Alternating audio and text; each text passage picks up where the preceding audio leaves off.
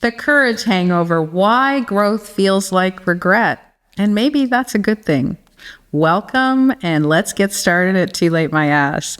Let's talk about the morning after bravery. Did you ever feel incredibly brave and then immediately wish you hadn't done something? That next morning panic where your brain goes, oh God, what did I just do? Well, welcome to the Courage Hangover. It's that emotional nausea that shows up right after you make a move. So your future self really will thank you, but your current self says, we don't want to do this. Let's return this thing to the store and get a credit, right? Everyone glorifies courage like it's basically champagne, but nobody warns you about the hangover that hits when the bubbles wear off. So courage feels great on stage, but it really feels terrible in the parking lot. Ever feel like life passed you by while you were being responsible? Like everyone else got a head start on success, on happiness or purpose, and now you're just trying not to fall asleep during your own life. Well, welcome to Too Late My Ass. This is the podcast for anyone who's ever thought it was too late. Too late to dream again, to build again, or begin again. So spoiler alert, it's not. I'm Faye Chappell, and I'm here to help you burn the rule book, rewrite the script, and become the main character in your next chapter. So whether you're 39, 49, 59, or 79, this isn't about getting your groove back. It's about finally giving yourself permission to freaking exist exactly as you are. So hit subscribe, tell that inner critic to take several seats, and let's make this your comeback era, because too late, my ass. So let's talk about it a little more. Let's talk about that morning after the bravery. Here is how it goes. You finally quit the job, you end the relationship, you launch the business, you say the hard truth that you've been holding inside, you hit send, right? You hit send on your computer and you exhale, right? And then about 6 hours later, your nervous system files for emotional bankruptcy because your chest starts tightening, you open your phone 100 times looking for that validation that never comes, you start Googling, can you reverse a life decision politely? That's the hangover. That's your body detoxing from adrenaline and certainty at the same time. We don't talk about this enough because social media only shows the before and the after glow up, right? No one posts that in-between spiral when you're literally lying on the kitchen floor and you're eating dry cereal, or you're wondering if you just ruined your life or you saved it. Let me say this plainly. If you feel like absolute garbage after doing something brave, great, because that's proof that it actually mattered. The bigger the leap, the louder the self-doubt, right? Your brain hates change. It hates it more than driving up north in Toronto on a Friday because that traffic will really kill you. Your brain is wired for safety, not satisfaction. So when you upgrade your life, your brain interprets it as a personal attack. And that panic you feel, that's not failure, that's recalibration.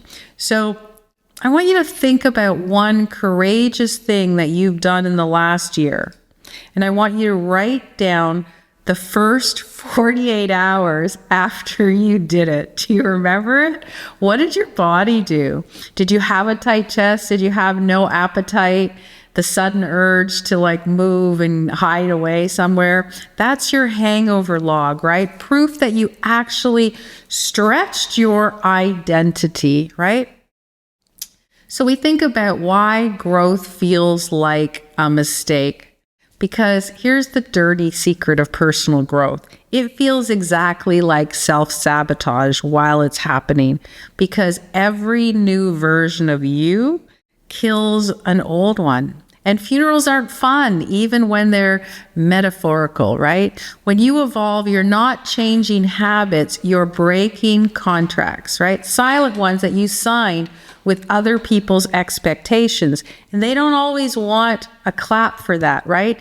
You stop being predictable, and suddenly everyone who benefited from your people-pleasing they start calling you difficult, right? Because you are no longer doing anything that they wanted. Confidence coaches won't tell you that growth makes you lonely before it makes you liberated. Think about that. It makes you lonely before it makes you liberated. You'll lose some fans. You'll scare yourself. You'll cry in the middle of grocery shopping. And it's fine, because what you're doing is you're shedding camouflage, right? Transformation really looks like chaos in real time. So when you wake up after a brave decision and it feels wrong, pause before you panic. You're not going backwards. You're detoxing from the version of you who needed permission, right? Let me tell you a story of the biggest courage hangover I had, the one that looked like the failure it was until it became freedom, okay? So a few years ago, I made a decision that should have felt like freedom, right? Walking away from something that looked successful on paper, but was slowly killing me. And from the outside, it looked really bold and empowered. I could hashtag reinvention. But I was inside, I was a full-blown emotional disaster. I couldn't sleep. I questioned everything. I convinced myself that I'd thrown away the only version of success that I knew. And everyone said, what did they say to me? You're so brave. And I wanted to scream, brave? I'm actually nauseous, right? So for weeks, I kept replaying it in my head, the conversations, the emails, the moment I closed the door. I wasn't proud. I was petrified. And that's when I learned that something no motivational quote will tell you. Courage does not feel like victory. Courage feels like loss, because before the new life begins, the old one has to end. And endings always seem like grief. So every time you reinvent yourself, something has to die. Usually your comfort zone. That hangover lasted months, and I tried to rush it and fix it and out-hustle it. But one morning, after another anxiety-fueled 3 a.m. coffee, I realized I didn't actually regret the decision. I just missed feeling sure.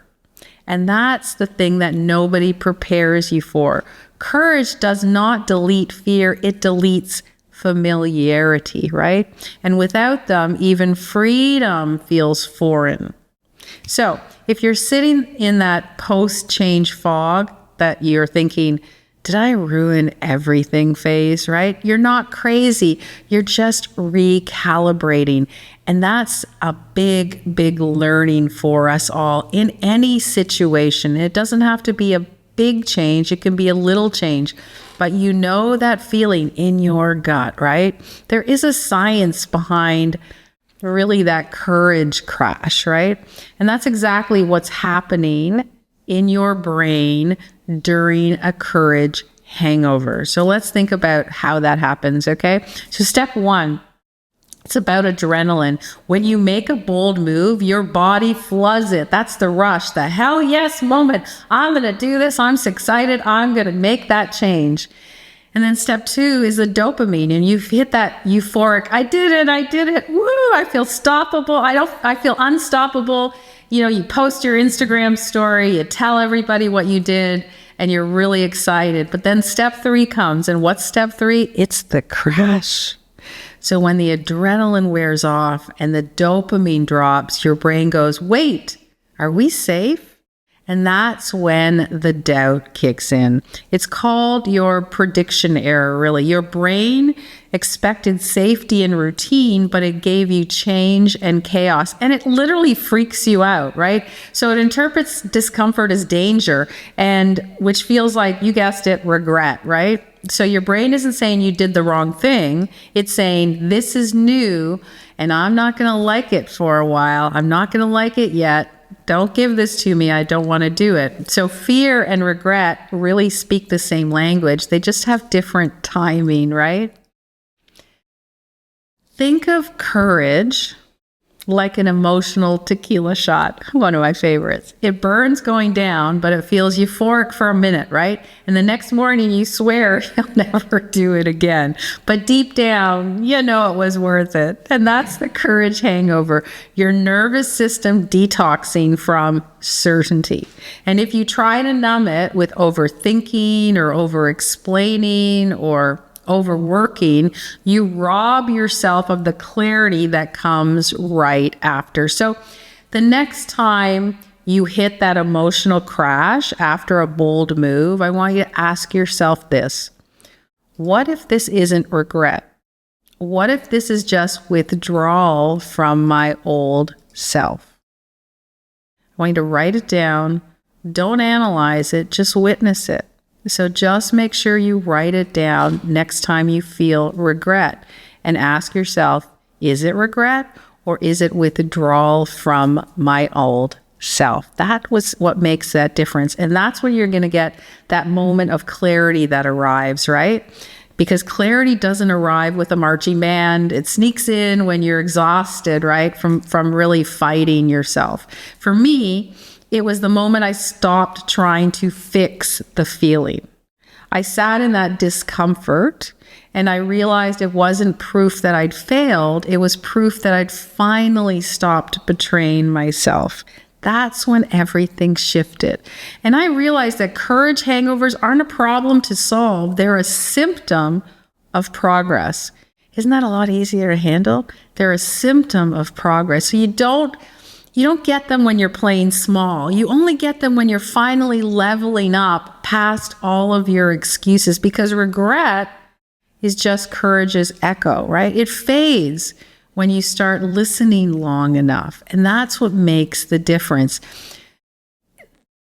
I can't say enough that recovery from that hangover is important, right? Because every hangover does have a cure, right? Then the courage detox isn't about really numbing that feeling. It's about metabolizing it. It's about turning the emotional residue of bravery into something usable. So I'm going to give you my TLMA 3-step protocol. Okay. I try to leave you with some of the formulas and protocols that we do at TLMA. So here's this one for you. So number 1 is recognize the signal.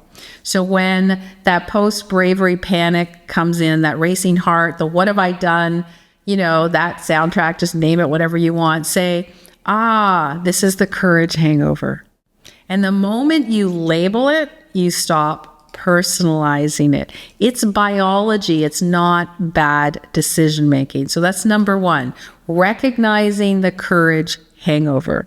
Step 2 is reframing the system or the symptom. Ask yourself, what if this isn't regret? What if this is just a sound of expansion? Because growth aches, right? And when you stretch a muscle, it hurts. And when you stretch a life, it screams. So understanding that it's just the sound of expansion, of getting bigger. And then number 3, I want you to really re-stabilize your system. So breathe. We talk about these all the time, guys. Breathe, move, eat something that isn't guilt. Ground yourself back to the present moment. Write these 3 sentences that start with, I am proud I did this, right? That's all the proof you need. Write down 3 things. I am proud I did this move. That's the proof that you acted from intention and not from impulse. Confidence is calm. Courage is really chaos. And you need both to evolve. That detox doesn't erase the hangover. It just shortens that crash, right? That's all it does. And the more times you do this, the quicker your system learns the pattern. Fear, action, discomfort, integration, right? That's how courage becomes your new baseline. And that's how you get successful in it. But there is an aftershock of success. So here's the twist. Sometimes the hangover comes after things go right? Let's think about that. You finally get what you wanted, and instead of joy, you feel flat. And that's normal. It's that nervous system realizing it's no longer chasing danger. It's living in possibility.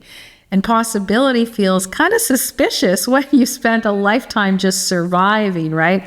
So when good things feel a little weird, I don't want you to sabotage them. I want you to let them settle. Your body needs to catch up to the life that your courage has just built. And sometimes peace feels uncomfortable simply because it's new. We see this a lot when people are, when I'm teaching meditation, because it's even though you know you're doing something good, you're sitting there, you've decided to do it, it feels so uncomfortable because it's new. That's the only reason, right? So, okay, Rebels, time for your weekly homework. This is going to be the 72-hour courage reset. Okay, so I want you to write this all down for the next 3 days. Number one, day one, I want you to notice the nausea. Write down one place that you've been brave recently and everything that feels messy because of it. I am sure you have one. Many of us do. Number two, name the narrative. What story is your fear trying to sell you? I shouldn't have said that. I moved too fast. I want you to write it down and then cross it out. That's it. Write it down and then cross it out. But I need you to write it down first. And then number three, day three, is neutralize that noise. Do one small thing that reminds your nervous system that you're safe now. Walk, laugh, call a friend who tells you the truth, not the one who feeds you panic, okay? That's it. 3 days to transform regret into resilience. So here's your TLMA truth bomb today. Courage isn't glamorous. It's gritty, it's sweaty, it's occasionally probably smells like stale coffee and panic. But here's the truth. Every person you admire has thrown up after a brave decision, right? Maybe not literally, but emotionally. Because courage doesn't come with clarity. It comes with chaos first, clarity later. So if you're in the hangover right now, maybe you just retired early and you're like, oh my God, what did I do? That was the wrong decision. Or maybe you decided to try a new business. The doubt, the dread, the dear God, what did I do? Just breathe. You're not lost. You're in the in-between, right? And the in-between is where that whole alchemy happens.